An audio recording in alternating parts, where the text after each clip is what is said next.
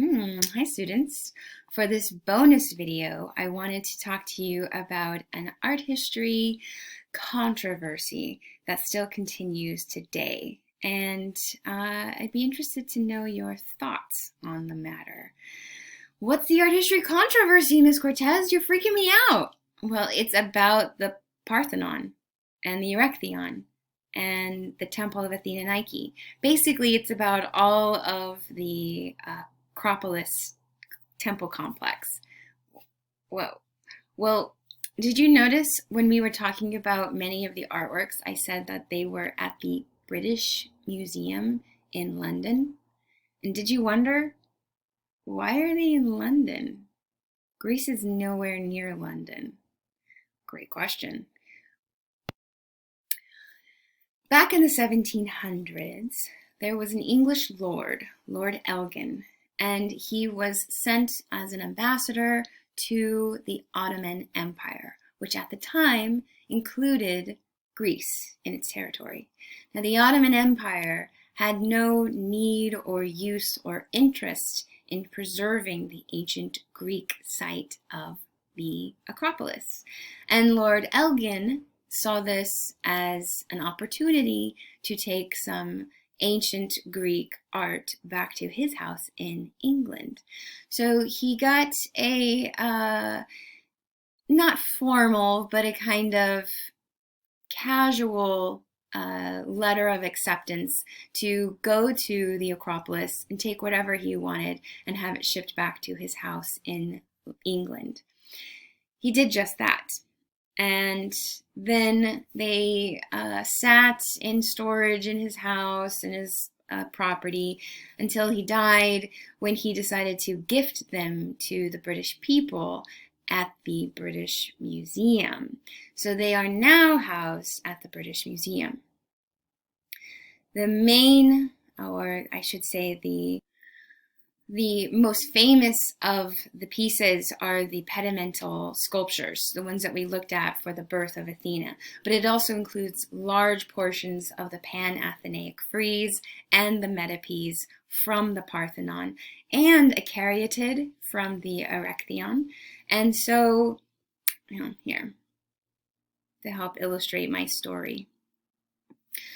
Lord Elgin, sent from England to the Ottoman Empire, took these back to his house and then gifted them to the British Museum.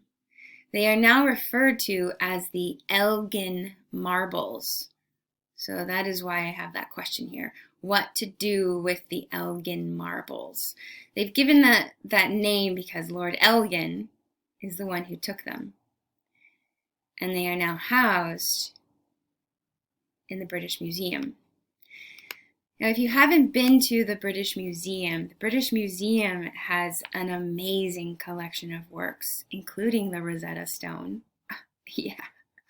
And the Elgin marbles are housed in their own separate wing, climate-controlled, high security environment with these, perfect lighting conditions and these fancy technological displays to help you understand how they would have been placed in this space on the temple. And you can get really close to them and have a fantastic experience. The British Museum is also free. And so it's used for education and as a resource of understanding for everyone who cannot get to Greece.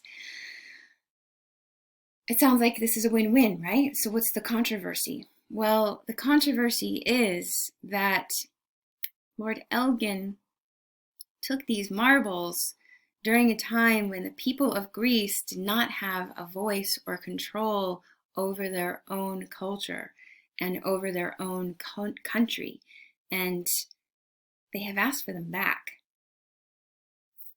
In fact, since becoming a independent country, Greece has focused on the preservation of what's left of the Acropolis and built this beautiful Acropolis Museum in Athens. And they have preserved what Lord Elgin didn't take, and also have copies or plaster casts of the pieces that are now housed at the British Museum, including, as you can see, the pedamental sculptures that are housed at the British Museum and the Pan-Athenaic frieze that is housed at the British Museum. Controversy then comes as to should they go back to Greece. Lord Elgin received a casual approval from a government overlord who had no interest in preserving ancient Greece. In 2015, the human rights lawyer Amal Clooney came or was invited by the government in Greece to start negotiations on bringing back the marbles from London to Greece. Now you might be thinking, why does there have to be any kind of negotiation? This should be an easy, you want them back, we'll give them back to you. But that's not the case.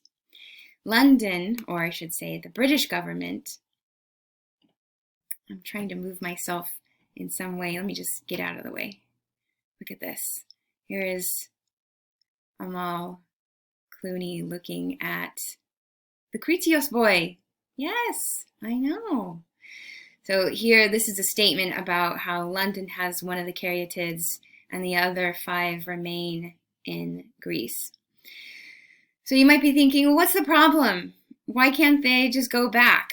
Well, England, the British government says, no, we got these fair. Lord Elgin was an ambassador. He had the approval from the government at the time. And you know what? We kind of saved these from being further neglected and destroyed. They've been with us in this nice, safe environment. And honestly, Greece, you don't have the funds to make sure that these will stay safe. You don't have the kind of safety precautions and resources that we have. And so I don't think that you're ready to have these back. They're going to stay with us. Look how many more people get to see it here in London than they would going to Greece. Greece is like so much more difficult to get to than London. So no, we're going to keep them here. Another challenge to keep giving them back to Greece is the question of if the marbles go back, what else has to go back? Many are concerned that this is going to bring a flood of reparations, that other museums will now have to start returning artworks that are not of the origin.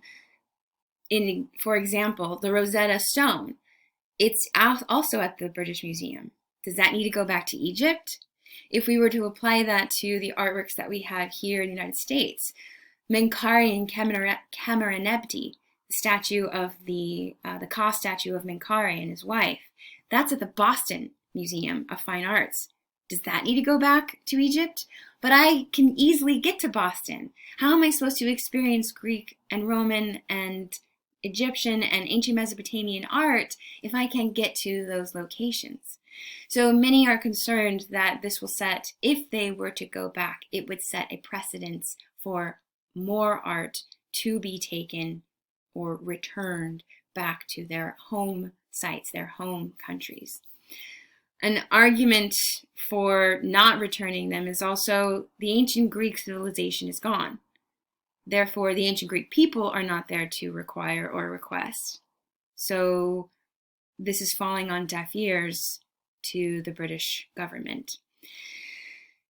The controversy continues today, and many high-profile leaders, government officials, celebrities have also weighed in on this. There isn't an answer. When the human rights activist Amal Clooney went to Greece to present a case for the British government, it was brought forth and the judge said no.